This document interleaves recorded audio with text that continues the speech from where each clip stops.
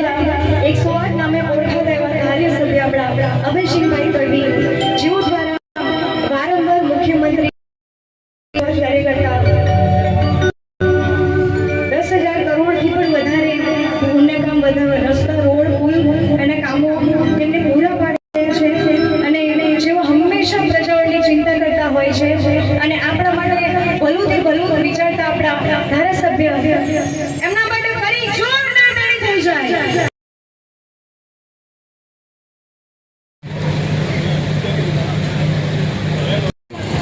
જય જય જય કમર કમર ને કમર જ થાય છે ભાઈ।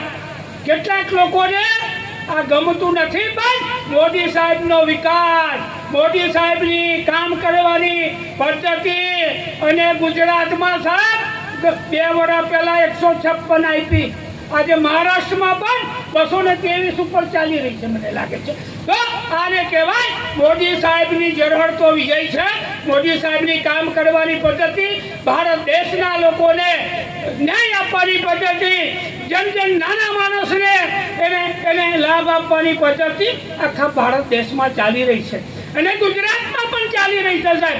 અમારા ભૂપેન્દ્રભાઈ પટેલ સાહેબ આખા નસવાડીની સંકેલા વિધાનસભાની અંદર સાહેબ રસ્તાના હોય, પુલિયા હોય, આ બધું કામ અમે ખૂબ લાવ્યા છે।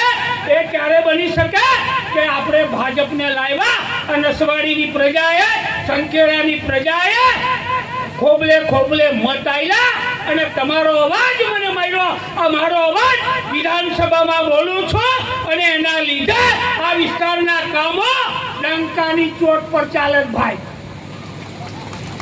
એક કોથળો ભરાય એટલા નારિયેળ જોશે, આપણે ખાતમુહૂર્ત લોકાર્પણ બધું કરવાનું છે પણ મારે આજે સમય થયો છે, બધું વાત નથી કરવી પણ તમે બધા અમારા સંગઠનના માન આપીને તમે પધાર્યા છે એ બદલ આપ સૌનો આભાર। ભારત માતા કી જય, વંદે માતરમ। મહારાષ્ટ્ર ને વાવ ઓકે ચાલો સ્ટાર્ટ। સૌને નમસ્કાર।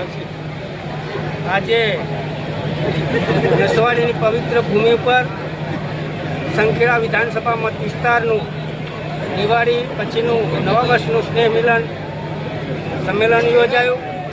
આ પ્રસંગે જિલ્લા પંચાયતના સન્માનિત પ્રમુખ, જિલ્લા ભારતીય જનતા પાર્ટીના સન્માનિત પ્રમુખ અને આ વિસ્તારના લોકપ્રિય, જનપ્રિય અને હૃદય સમ્રાટ ધારાસભ્ય અને બરોડા ડેરીના વાઇસ ચેરમેન આદરણીય ગણપતસિંહજી અને બરોડા સેન્ટ્રલ કોઓપરેટિવ બેંકના વાઇસ ચેરમેન શ્રી હેમરાજસિંહજી અને સૌ કાર્યકર્તાઓ ઉપસ્થિત રહી અને કાર્યકર્તાઓને નવા વર્ષની શુભકામનાઓ પાઠવી।